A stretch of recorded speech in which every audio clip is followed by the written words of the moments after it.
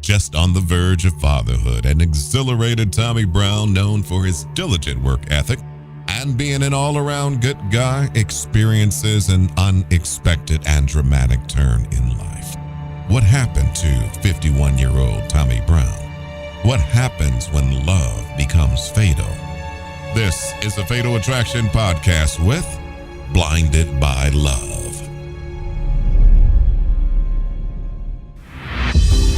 He dreamed of having a family with the love of his life. He really wanted to have children. But his wife couldn't have kids. They had worked out an arrangement. They'd be able to have a child of their own thanks to the surrogate. He was just real excited. But he will never hold his newborn. What is your emergency, ma'am? He was beat to death in his own home. His hands was tied behind his back. His wallet is missing, along with the TV. Is this a home invasion? All signs point to a break-in. Or was the couple's arrangement more than he'd bargained for? The three of them lived together. I tried to warn him. All she does is manipulate. She's got every reason to lie.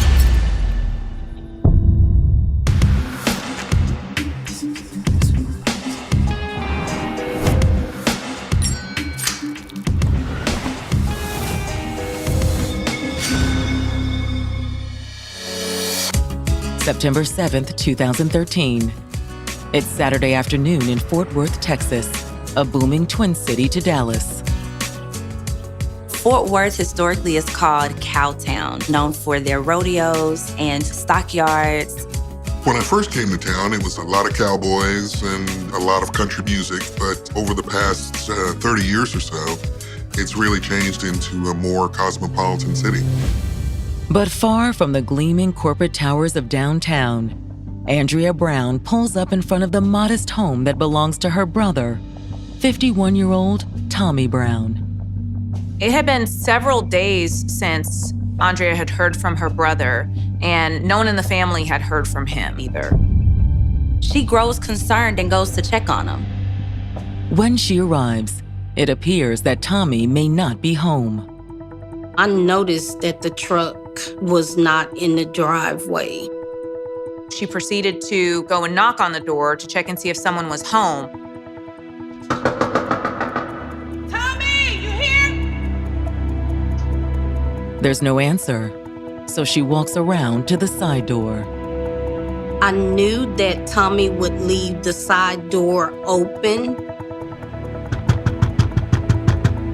Tommy, you here? The door is locked, and there's still no answer. Tommy!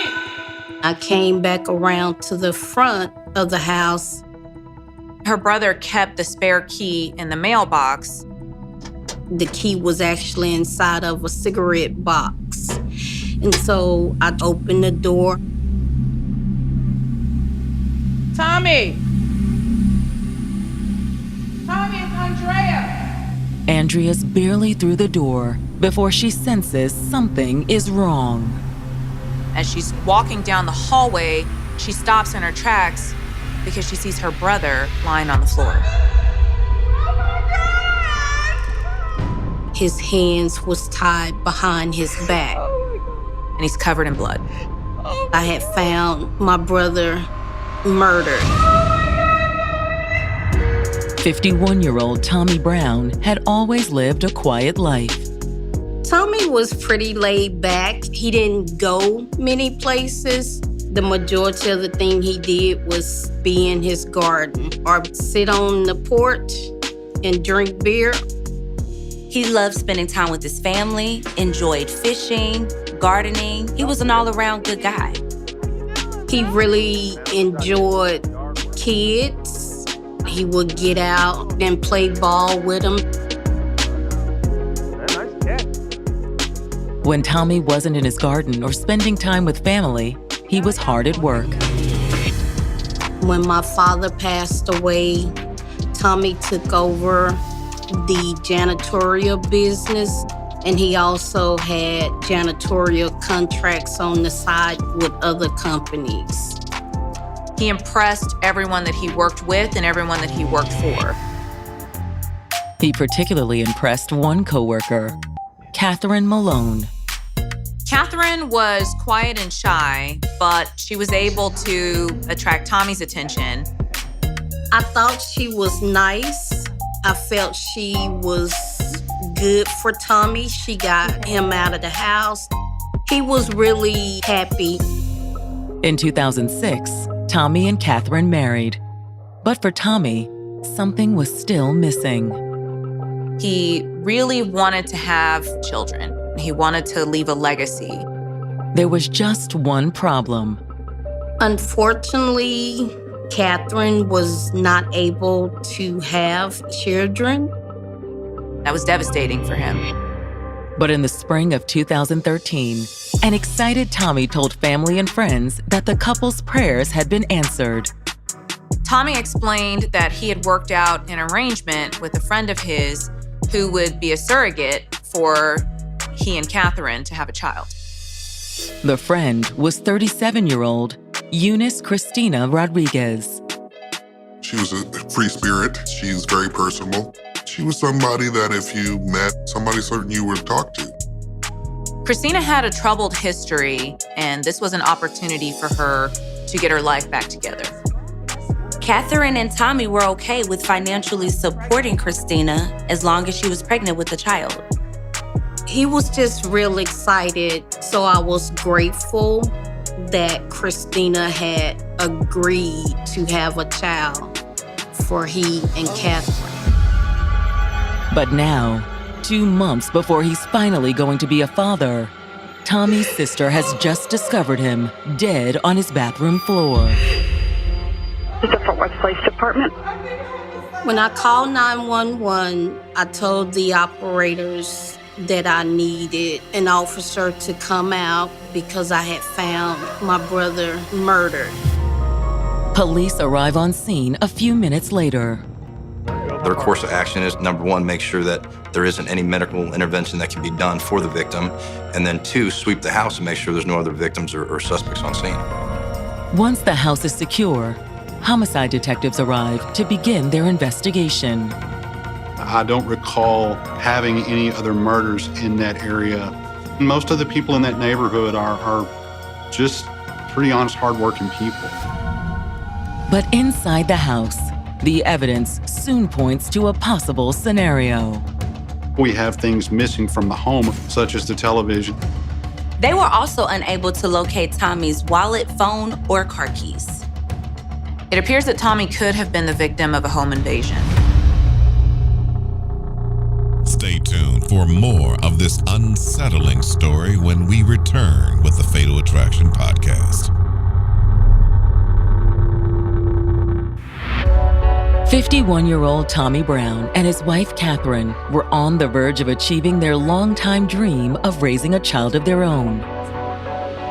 They worked out an arrangement with another woman to serve as a surrogate mother. But Tommy will never get to see the baby he wanted so badly. On September 7th of 2013, Tommy's sister found her brother dead. The restroom just off of the hallway appears to be our scene where the murder occurred. Exactly how he died is a bit harder for detectives to determine. We didn't have a gunshot. We didn't have a knife. This was an out-and-out struggle. Tommy was hit over the head with something very heavy. There was no obvious murder weapon, but the detectives were able to uncover several clues as to what the potential murder weapon could be. They noticed that the lid of a toilet was shattered. That was the leading contender for the murder weapon. The likely murder weapon also gives detectives a lead on the possible motive. This could have been a burglary gone wrong. There's the possibility someone gained access to his home and came across Tommy when the perpetrator didn't expect Tommy to be there. Maybe they panicked and found the first weapon that came to hand. Whoever had broken the heavy porcelain lid over Tommy's head It was clear they had tried to conceal their identity. It appeared his clothing had been saturated with bleach, and there had been a little bit of an attempt to clean up. Although based on the evidence, the attempt had been half-hearted. Around him, there were numerous footprints in the blood. The detectives found 2 different sets of footprints, which led them to believe that there may have been 2 killers. It appears that the footprints aren't all the killers missed either. There were blood drops leading away from the body, so we're pretty confident we've got an injured assailant, which obviously gives us an opportunity at DNA. Detectives leave CSI technicians to collect blood samples for analysis, and while Tommy's sister settles from the shock of discovering her brother, they talk to neighbors. I was trying to identify any witnesses that were in the neighborhood who may have seen something. Neighbors gave descriptions of 2 different women they would see on occasion coming in and out of Tommy's house. It appeared that something like this happens on a regular basis. However, the neighbors also had seen someone less familiar outside Tommy's house. They had observed an unknown male coming and going from his residence roughly the 2 days prior to his being discovered dead. They had seen a black male, tall, that had either braids or dreads walk into Tommy's house. Later, they had seen Tommy come to the house, and the next day, he didn't see Tommy's truck and hadn't seen it since. Was the mystery man Tommy's killer? Based on the neighbors' descriptions, he likely had the size and the strength to smash the tank lid over Tommy's head. But if that's the case, who had left the second set of footprints in the blood? The detectives had to consider multiple scenarios. Was this an act of vengeance against Tommy? Was this drug-related issue? Did Tommy owe someone money? Looking for answers, detectives next turned to Tommy's sister. After things kind of settled down, Detective O'Brien wanted to formally take my statement. Still in shock, Andrea is at a loss for who could have murdered Tommy. Do you know of anybody else who would have been in here with him or anything like that? To be honest, I don't know. She doesn't have any information as to whether or not Tommy had any enemies. There was no indication that Tommy was involved in any criminal activity. Who all lives here with your brother? Just my brother, his wife. Andrea also mentions the couple's surrogate, Christina Rodriguez, who'd been staying with them. Has she already had the baby or no? She's due the 1st of November. Andrea's statement confirms what detectives already learned from neighbors. Andrea's description of Christina and Catherine made it pretty clear to detectives these were the 2 women that neighbors had described. As far as the mystery man neighbors also mentioned, Andrea tells detectives she doesn't know who he is. When detectives shared the description the neighbors gave them, Andrea said it didn't sound like anyone familiar to her. However, Andrea does think there is someone who might have the motive to hurt Tommy. According to his sister, the relationship between Tommy and Catherine was extremely toxic. They was not together. She was just staying there sleeping in separate bedrooms. He had said that she was upset with him. And according to Andrea, Catherine had good reason to be upset with Tommy and Christina. Tommy did develop feelings for Christina, and he often said that he liked her. Maybe Catherine's jealousy over Tommy and Christina's relationship got the best of her, with deadly results.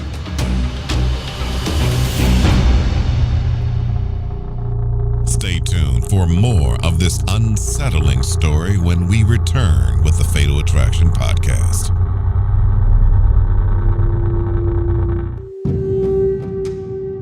Tommy Brown's sister Andrea has revealed to detectives that 37-year-old Christina Rodriguez might have been more than just a surrogate for her brother and his wife.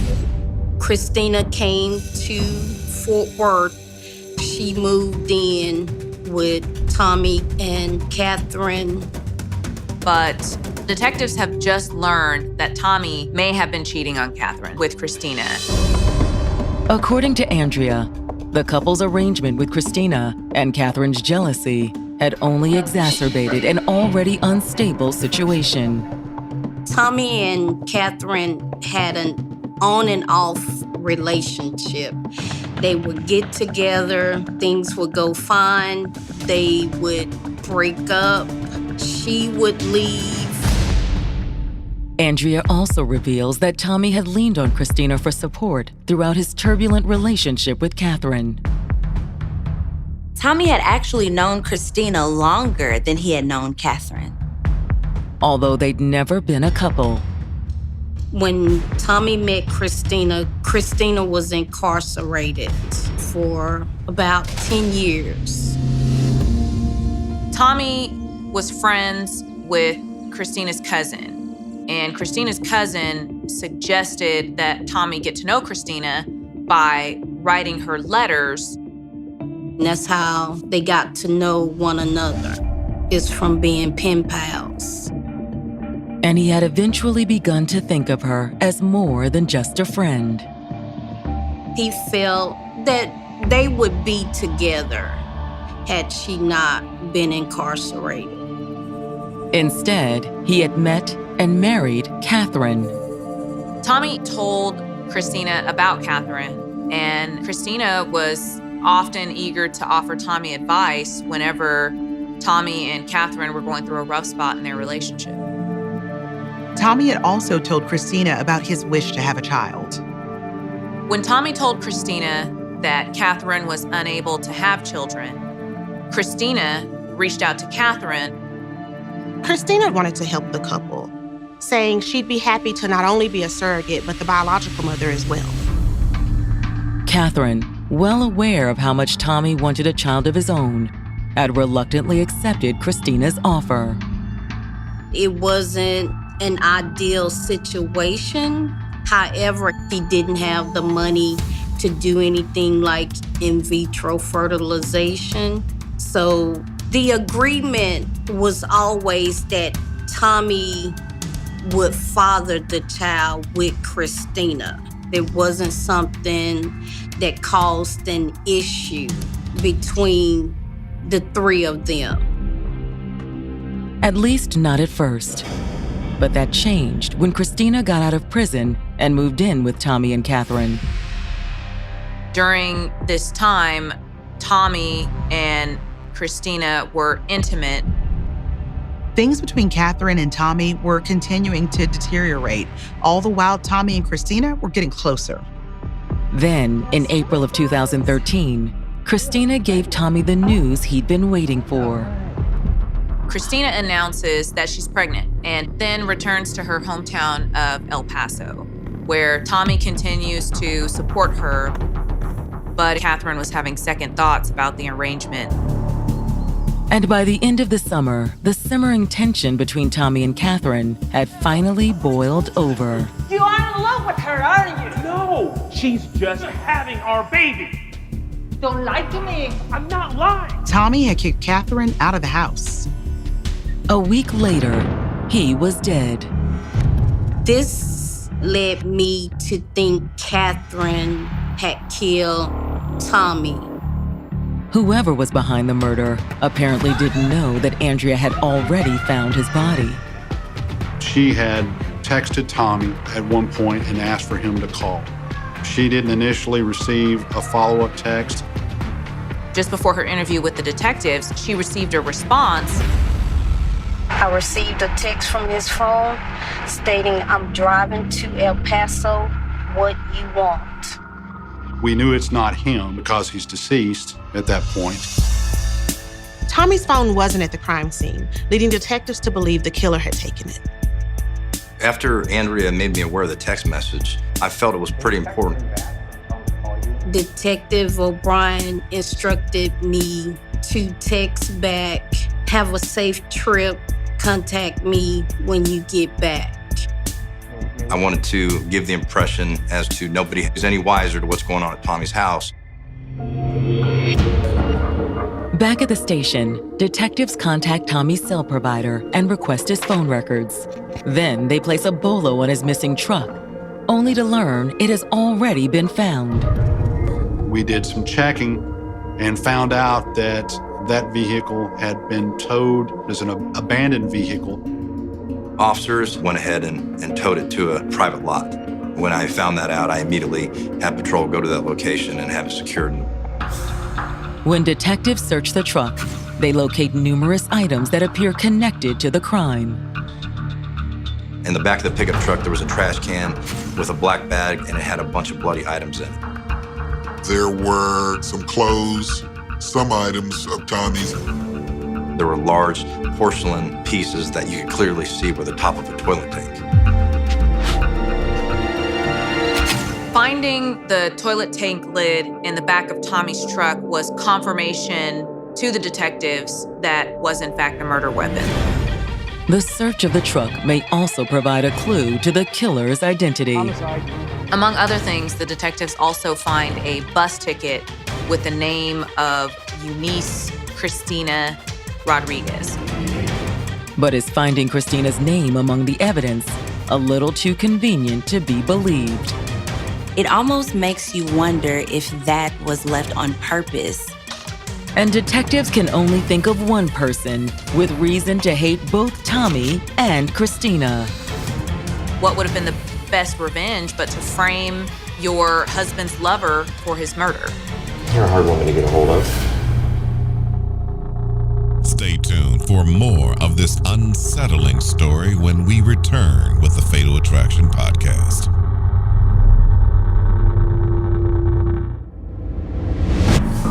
Detectives investigating the murder of Tommy Brown have uncovered a trove of evidence from his abandoned pickup truck.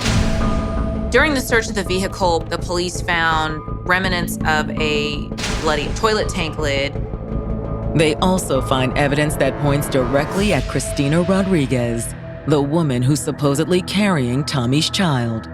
There was a bus ticket in the name of Christina going back to El Paso. The mystery text sent to Tommy's sister also mentioned El Paso, which was Christina's hometown. It almost makes you wonder if that was on purpose. All of the signs point to someone trying to frame Christina for Tommy's murder. Detectives believe that someone is probably Tommy's estranged wife, Catherine. According to Tommy's sister, not only had he had a huge fight with Catherine, less than a week before the murder, Tommy had actually kicked Catherine out of the house. Whether it was a frame-up or not, detectives determined that they needed to speak with Catherine. Detective O'Brien did reach out to Catherine multiple times. There was some difficulty in finding her. If Catherine and Tommy were in love or in a relationship, one would think that that communication would come fairly quickly, but it didn't. And that raised the prospect that she was a suspect. It takes several days, but detectives do eventually locate Catherine and bring her in for questioning. The police wanted to know more about her possible involvement and her whereabouts. In her statement, Catherine is quick to point the finger at Christina. That girl, Christina, I tried to warn him not to talk to her no more. Catherine explained to detectives that she felt that Christina was manipulating him this entire time.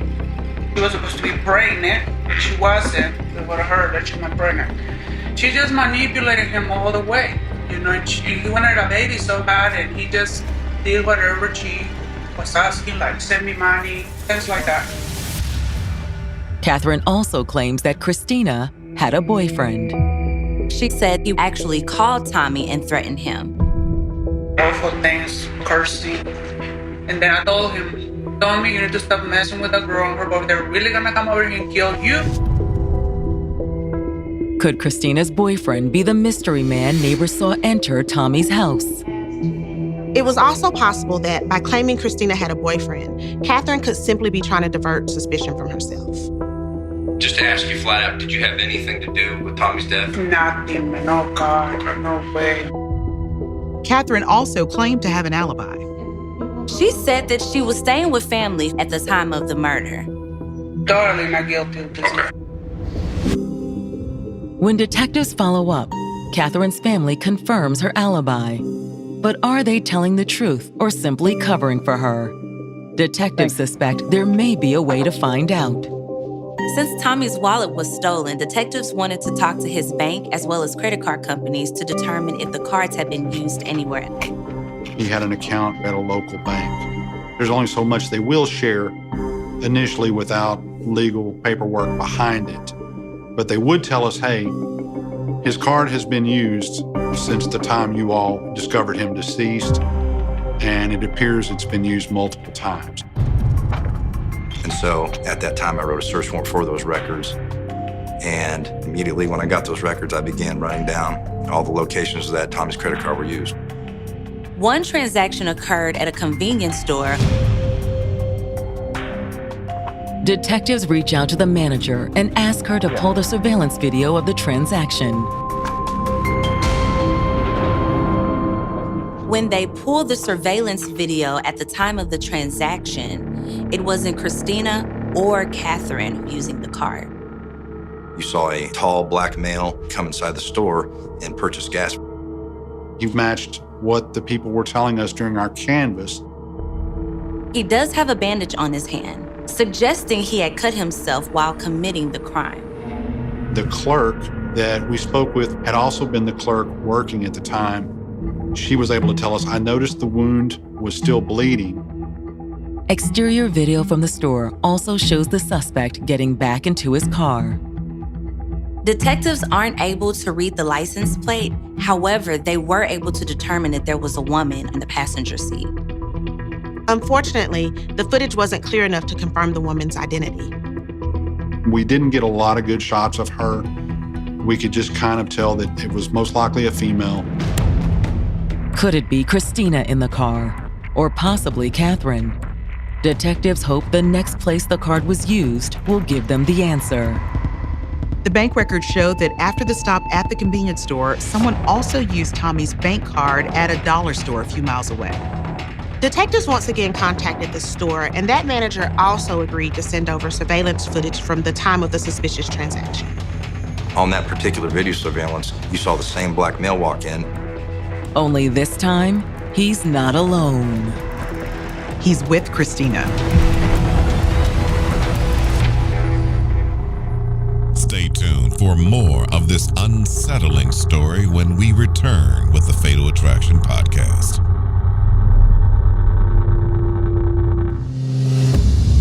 Surveillance video has given Fort Worth, Texas detectives investigating the murder of 51-year-old Tommy Brown what appears to be a major break in the case. Detectives now have reason to believe that Christina Rodriguez is behind this murder. She's with this man that's injured, and they are using our victim's card. So, the plot thickened at that point. When detectives pull Christina's criminal record, the plot thickens even more. This is not the first older man that she's robbed. She had committed an offense with an elderly person that was in her care many years earlier. In 2002, Christina was living in El Paso.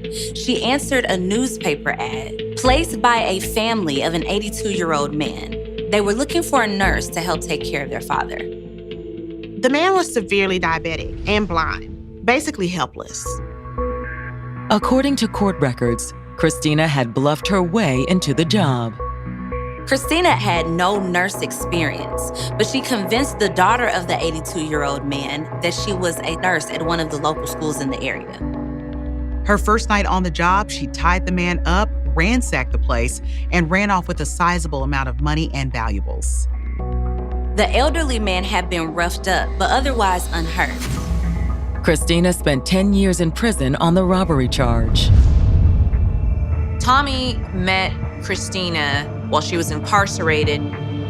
But now detectives are convinced that while behind bars, Christina had simply been lining up her next victim. Detectives believe that Christina conned her way into Tommy Brown's life.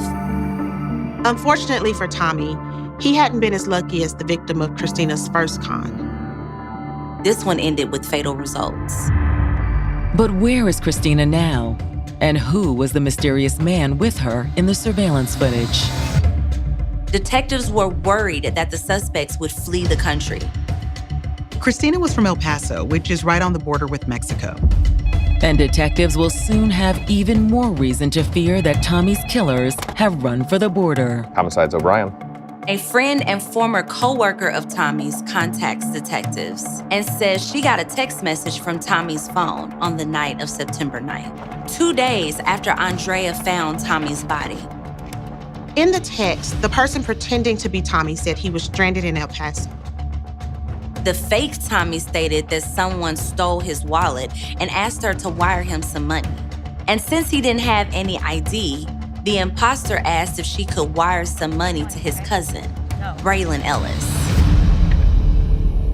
We do not have a cousin named Braylon. But when detectives run a search on his name, they quickly realize they have seen him before. Braylon clearly was the same individual I'd seen on all the video surveillance. Detectives are now able to secure an arrest warrant for both Christina Rodriguez and Braylon Ellis. To locate the fugitives, detectives turn to the U.S. Marshals Service. We have a group of marshals and deputy marshals that are in our building. We will sit down with those guys, brief them on who we have, what we have, and they start using their resources to start locating these people. One of the first things the marshals do is ping Tommy's phone, hoping it will lead them to Christina and Braylon. We knew that phone was most likely still in their possession. Anytime you turn on your cell phone, information is transferred to a computer somewhere, and the police are able to get access to it. And after pinging that cell phone, they identified it as being just outside of Atlanta, Georgia. It appears that those messages about the suspects going to El Paso may have been an attempt at misdirection. On September 10th, Gwinnett County, Georgia deputies take the fugitives into custody. The suspects were found in a home in Snellville, Georgia that actually belonged to Braylon's mother. Braylon and Christina are transported to the local jail, while Georgia police contact the detectives in Fort Worth. I immediately got on a plane and went out to that location in order to go ahead and start executing and processing the scene out there. The first thing that detectives do when they walk into the home is dial Tommy's phone number. When he did that, he heard the vibration of Tommy's phone, and he was able to discern that that was, in fact, our victim's cell phone that was there. Once they recover Tommy's phone, detectives head to the sheriff's office to question Christina and Braylon. I attempted to interview Christina first. We got a lot of stuff we want to talk to you about. But Christina refuses to cooperate. I talked to my lawyer yesterday in Okay. Texas, and he stated to me I can't talk to you. Okay. We'll see you back in Texas. Braylon, on the other hand, seems more willing to talk. Mr. Ellis? He, for the most part, I think was just kind of playing dumb at the beginning. He was very adamant about the fact that he didn't know Tommy. Never met him before? Never heard of him? I don't know nothing about this dude. Okay. He denies having anything to do with Tommy's murder. And when I asked him about the cut on his hand, he said, yeah, that's right. I stopped in Dallas where I was bit by a dog. A straight pit bull attacked me. It was at that time that I confronted him with the fact that I clearly had evidence that showed that he was a part of this. What we don't know right now is why and how you got involved in this. Caught in his lies, Braylon starts to change his story. He wanted to make sure that detectives knew one thing about Tommy and Christina. He beat on her. He would beat on her? Yeah. Stay tuned for more of this unsettling story when we return with the Fatal Attraction Podcast. Detectives have taken 37-year-old Christina Rodriguez and 25-year-old Braylon Ellis into custody on murder charges for killing Tommy Brown inside his Fort Worth, Texas home. Neither of them confessed, but Braylon did attempt to justify the crime by claiming that Tommy was abusing Christina. Okay. Tell me something else. That's all I really know. According to Braylon, he had never witnessed any abuse. He only knew what Christina had told him. Christina was able to manipulate Braylon into this whole situation. But it's no excuse for what Braylon had done. Both Christina and Braylon were charged with capital murder. News of Christina's arrest catches Tommy's sister completely off guard. I was surprised in a sense, everything Tommy was doing for Christina. She was getting all of his money just so he could see the child. So yes, I was surprised that it was her. But it turns out that Tommy would never have seen his and Christina's child, even if he'd lived. There was a question at the beginning whether she was pregnant at all. While she was in custody, the 9 months ran and there was no child. It appeared that Christina had faked the pregnancy to take advantage of Tommy. When Braylon Ellis goes on trial in March of 2016, Christina's manipulation will cost him almost as dearly. The evidence was overwhelming that he was involved. Braylon's DNA matched the blood found at the crime scene. That DNA was enough to earn him a quick conviction and a life sentence. However, when Christina's trial begins on January 24th, 2017, the case against her isn't as strong. Prosecutors have very little physical evidence tying Christina to the murder, but what they do have is a very cooperative witness. Braylon agrees to voluntarily testify against Christina because he ultimately figured out that Christina had been conning him as well. Christina had explained to Braylon that Tommy was very abusive to her. Since he had fallen for Christina, it wasn't hard to convince Braylon to help her. According to Braylon's testimony, that wasn't the only lie Christina told him either. Braylon says they started dating and she soon tells Braylon that she's pregnant with his child. She had told both Braylon and Tommy that she was pregnant, but till this day, there's never been any evidence to support that she was. Christina was able to manipulate Braylon's feelings for her by putting him in a role of being the protector over her and what he thought was his unborn child. So on the evening of September 5th, 2013, he and Christina went to Tommy's house. According to his testimony, the initial plan was just to beat Tommy up, not kill him. They entered through the side door that Christina knew Tommy left unlocked. Braylon says he was hiding in the bathroom when Tommy returned. When he heard Tommy coming down the hall, he panicked and found the first weapon that he could find, which happened to be the tank lid from the toilet. Armed with a heavy piece of porcelain, Braylon had laid in wait just inside the bathroom door. As Tommy reached the bathroom, Braylon stepped out and smashed the lid over his head. Braylon kept hitting Tommy until the porcelain lid broke into several pieces, cutting his hand in the process. Tie his hands behind his back. For what? Just do it. I think at some point in this process, people do realize that what they're doing is wrong. But they've gone so far down this road that stopping is really not an option. But will Braylon's testimony be enough to convince jurors that Christina was the mastermind behind the murder? Braylon seems like someone that could be easily manipulated and taken advantage of. I believe the fact that he was basically just her pawn. And if Braylon's testimony isn't enough, the prosecutors have another witness to back him up. Prosecutors also called Christina's former cellmate to take the stand. A fellow inmate said that Christina bragged about how The police would not be able to convict her because there is no evidence. According to her cellmate, Christina had also claimed that she was the one who ultimately killed Tommy. She said that Christina told her that Braylon couldn't finish the job, so she had to do it. The defense is quick to challenge the cellmate's story. As a defense attorney, I was very suspect because it's traditionally unreliable. And for the state to rely on it, it just left a bad taste in my mouth. But in closing arguments, the prosecution stands by its claim that Christina bears the primary responsibility for Tommy's death. Had Christina not showed Braylon where Tommy lived, have not told him any of the things that she did, these things would not have happened.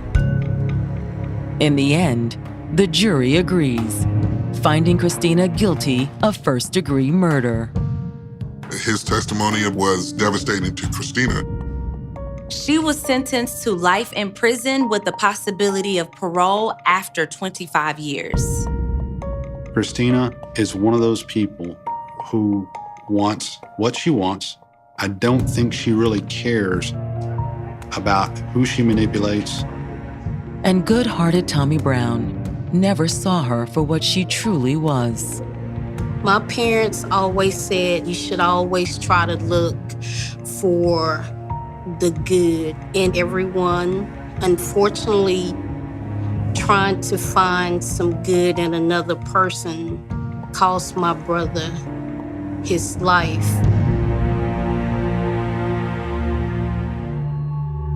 Tommy's sister, Angela, driven by sheer determination, helped detectives uncover the truth behind what happened to her beloved brother. Amongst many lies, a false promise of fatherhood led the good-hearted Tommy Brown down a road of deceit and falsehoods. Tommy Brown will be remembered with love for his kindness and being a good guy. Coming up on the next episode of the Fatal Attraction Podcast.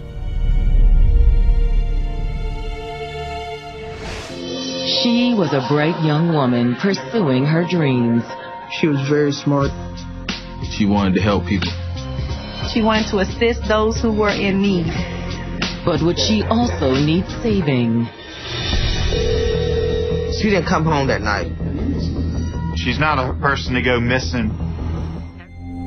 In a small town in Virginia, a celebrated young woman on her way to her dream of becoming a nurse has mysteriously vanished. And her family is concerned. How could someone vanish without a trace? What happened to Lisa Henderson? Tune in to the next episode of the Fatal Attraction Podcast. We will see you in the next episode.